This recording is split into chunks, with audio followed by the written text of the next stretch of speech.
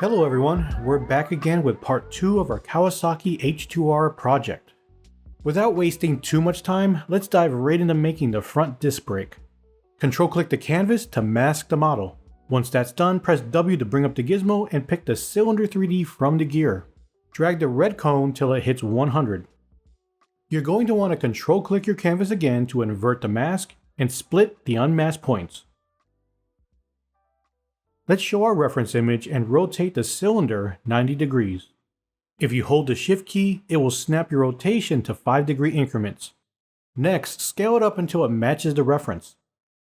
Then turn off the visibility for that subtool. We don't need it anymore. Don't forget to remove the middle edge loop. Snap it to the front view, grab your ZBrush and select Inset for the polygon action and Flat Island for the target. We're going to be adding an inset to the front and the back. Rotate it to the side and scale it on the Z-axis. Choose QMesh Polygroup Island and punch a hole in the cylinder.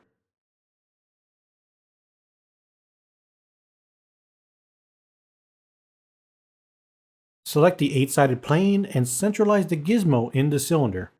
That way we can use the local symmetry of the gizmo for our radial symmetry. Go ahead and set the draw size to 1.5. When you're drawing out the plane, you can snap it to that value by pressing Ctrl.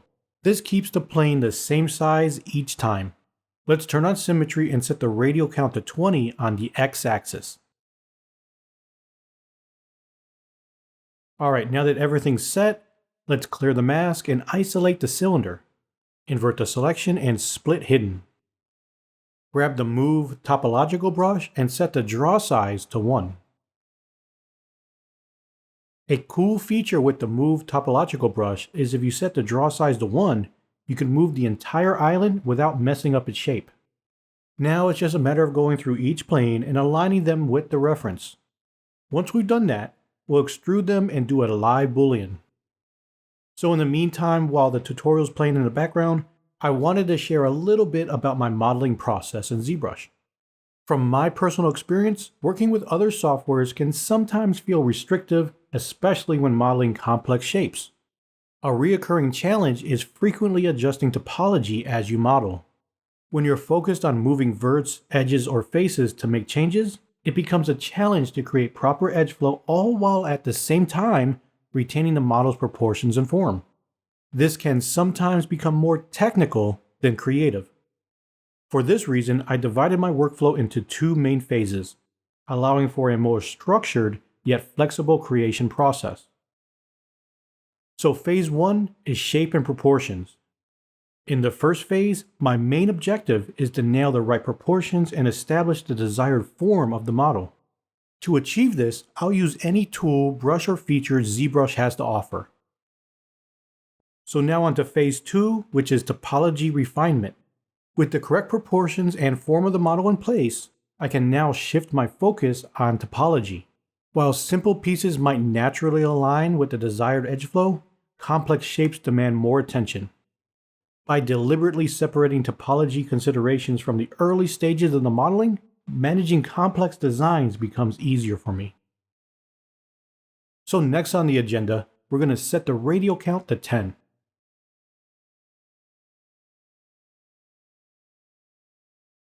We'll alt tag the 4 faces and then QMesh them out a little.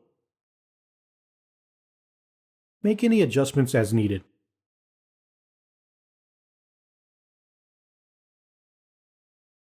Switch your Z-Modeler to scale for the polygon action, choose Polygroup All and Polygon Center for the target, then go ahead and add in 2 edge loops.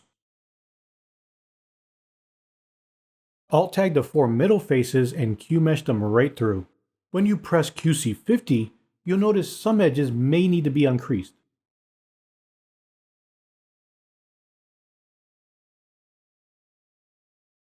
Next up, we're grabbing the Move Infinite Depth brush and start fine-tuning the shape to match our reference.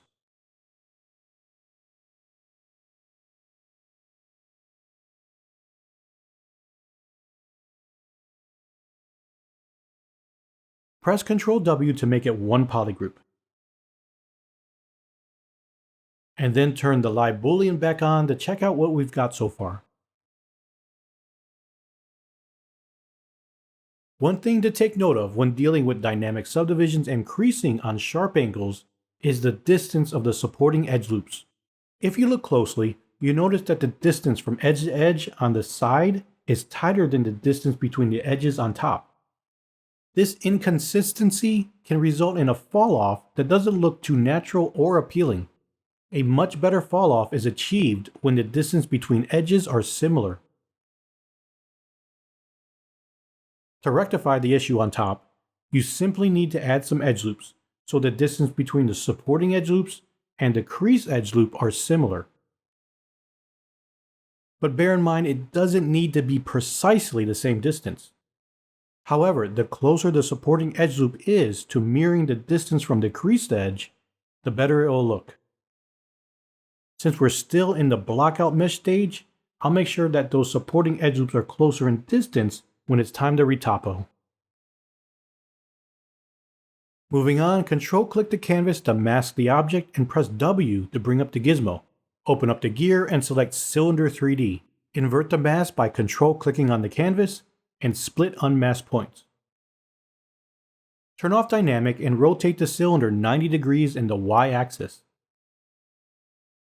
Next, scale up the cylinder until it just brushes the innermost points of the disc brake. We'll then create a slice circle right in the middle of the cylinder. Go ahead and hit the spacebar to move it if needed. Press delete loops, and if you like, turn off the live Boolean to see the polyframe better. Rotate it to the side view and scale it in the Z-axis.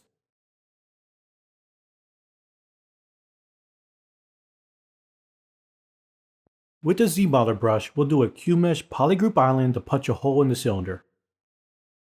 Turn on symmetry in the X-axis and set the radial count to 10.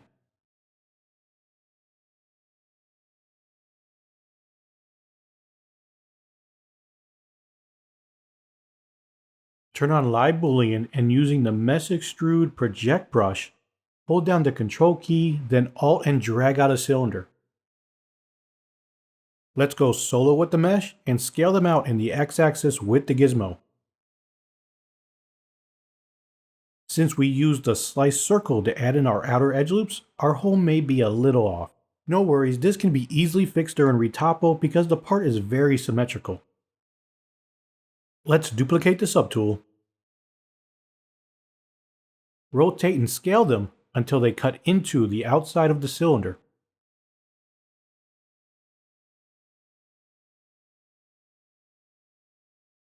Sometimes it's hard to rotate with the gizmo when you're doing very small adjustments. A trick to help attain more control is to click and hold while moving the cursor away out into the canvas.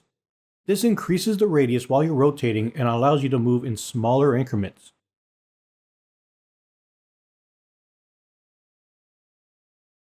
Let's turn off the live Boolean for a bit and recenter the gizmo. Draw out the 8-sided plane, invert the mask, and split unmasked points. Now mask half of those planes and scale them toward the center. Swap over to the Move Infinite Depth brush and begin to start shaping the planes to mirror our reference. Don't worry about getting it spot on at this stage. We're just roughly sketching out the shape to capture the form and proportions, all while keeping up a good pace and flow. Once we're happy with our rough shape, we'll bring the ZBrush brush into play and insert a couple of edge loops. Next up, we can QMesh polygroup all, press crease PG, and make sure they're intersecting through the cylinder.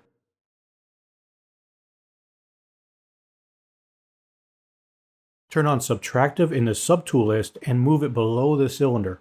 Now we can turn on the live Boolean to see what it looks like. Take a moment to compare with the reference and make any minor adjustments if needed.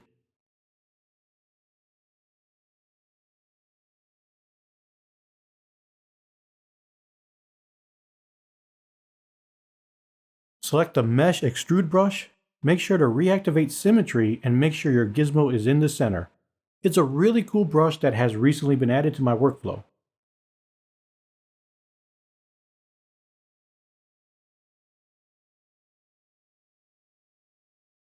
Go ahead and invert the mask and split unmasked points.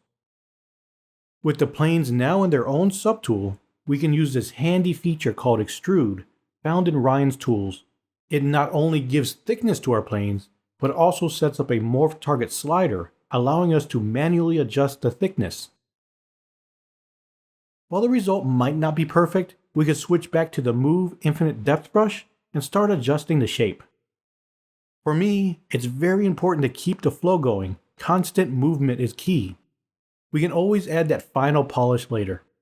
If I obsess over perfecting every part at this stage, I risk breaking my rhythm and it ends up taking longer to complete the project.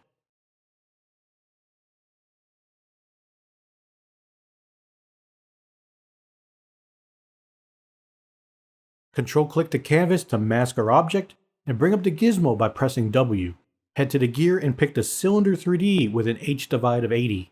Invert the mask by control-clicking on the canvas and split unmasked points. Now we can turn off dynamic and rotate the cylinder 90 degrees on the Y-axis. With live booleans off, position the cylinder in the middle. Go to solo mode and delete the entire cylinder except for the front face.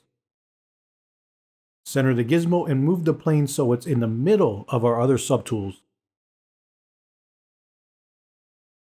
From the ZModeler brush, pick Inset, Flat Island with the modifier set to Standard. Let's do 6 insets and then delete the inner polygroup.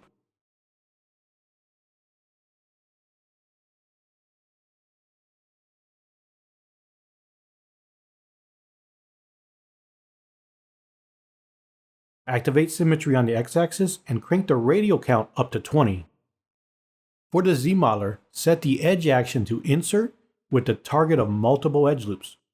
We're aiming to make the faces even in proportion.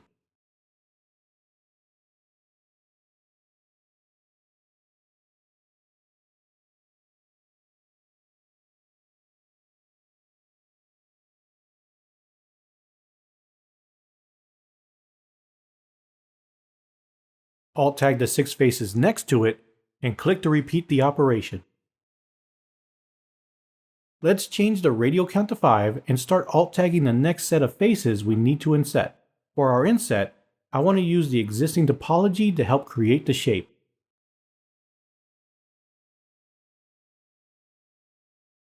Now we can set the point action to slide by brush size.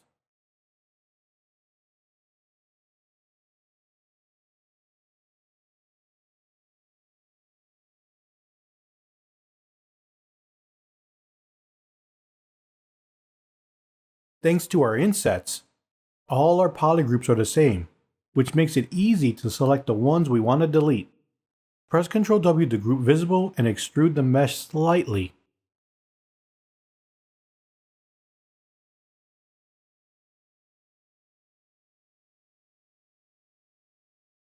Turn off double, and if needed, press flip to get the normals facing in the right direction. When you're using the bevel width slider, holding down the control key lets us add a bevel to the polygroups. Using the slider without control adds bevels to the creases. You'll find this feature in the tool palette under geometry and inside the crease tab. I'll use slide edge loop complete from the ZModeler brush to adjust some edge loops, and then we'll call this blockout done.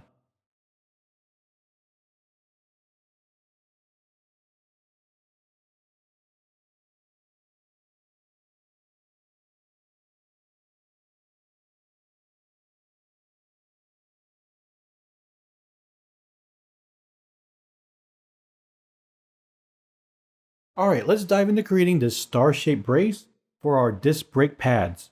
Control-click on the canvas to mask the object and bring up the gizmo by pressing W. From the gear, pick Cylinder 3D with an H divides of 40. Invert the mask by control-clicking on the canvas and split unmasked points. Turn off dynamic and spin the cylinder 90 degrees in the Y-axis. Scale it up and position it behind the disc brake pad. Then scale it on the Z-axis to get the thickness right.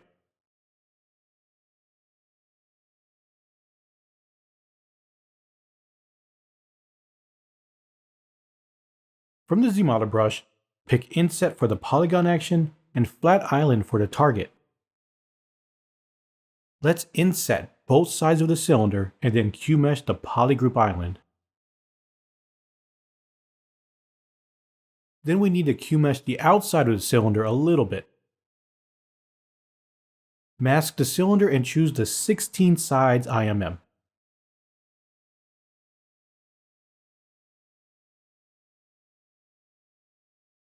Turn on symmetry in the x-axis and crank up the radial count to 5. Drag out the planes on the outermost cylinder. Switch to solo mode, invert the mask, and split unmasked points. Switching back to the ZBrush, select QMesh Polygroup All. If it needs it, go ahead and flip the normals. From the ZBrush, switch to Scale, Polygroup All, and Polygon Center.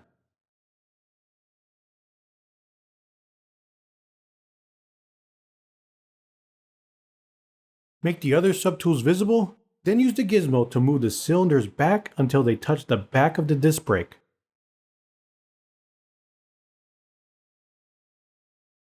Unmask the back polys of the cylinder and push them forward a little bit. Hold the Control key and move the gizmo to extrude. Then use the Z-modeler to scale in the cylinder end. Now we can merge down the subtool and make sure UV is turned off.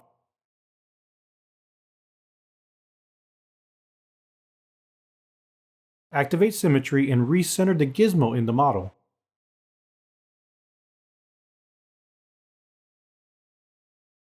Let's start with bridge 2 polys to nail down the exact location of the bridge.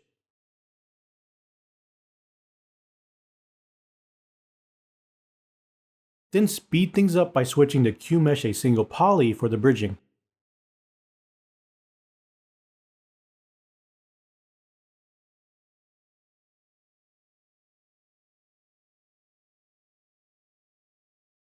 Once you're done QMeshing, set the edge action to collapse and the target to edge.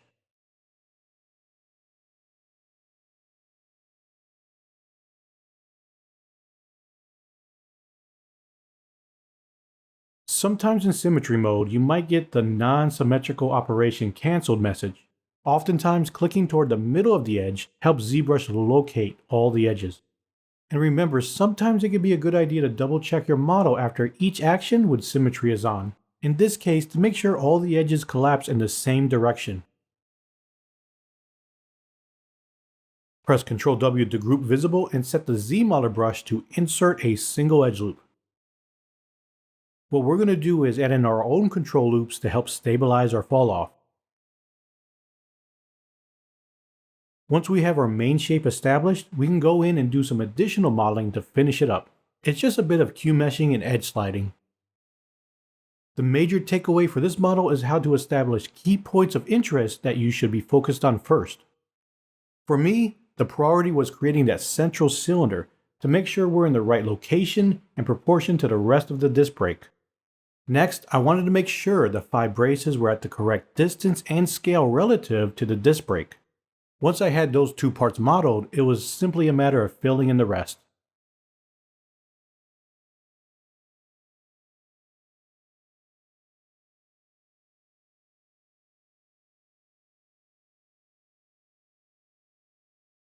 Now let's press QC50 and adjust the creasing.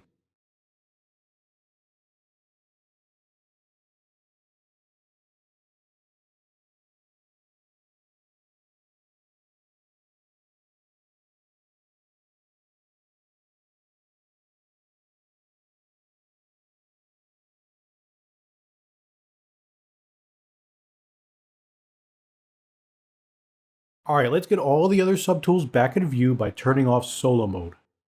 To move these subtools into place, bring up the gizmo and click on that transpose all icon right at the end. Hold down Ctrl, Shift, and Alt to deselect the rim from the selection. A cool feature of transpose all is its ability to place everything you got selected in the canvas straight into a new folder. Before we move these subtools around, we need to disable dynamic. Once you've disabled dynamic for one subtool in the folder, you can go to the gear and hit apply last action to roll out the same action for the rest of the subtools in the folder. Now go back to the gear attached to the folder and select Transpose Set. Sometimes turning dynamic off can help make the movement smoother. The addition of the Apply Last Action feature in the 2023 update has really sped up workflows by transforming a manual task into a one-click solution. Open up the folder and select the first subtool. Then press the Instance button, a handy feature found in the latest version of Ryan's tools. Essentially what it does is turns on your array mesh and mirrors along the x-axis. You can also change the axis before instancing. Now with the down arrow key, I'm going to instance the rest of the subtools in the folder.